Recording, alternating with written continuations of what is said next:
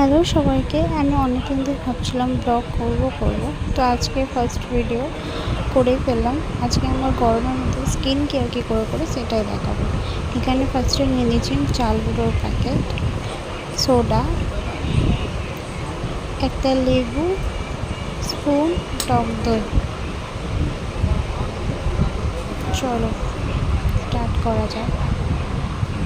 প্রথমে টক দই 2 চামচ ভরে নিয়ে নিতে হবে। 2 চামচ টক দই, 2 চামচ চালের গুঁড়ো,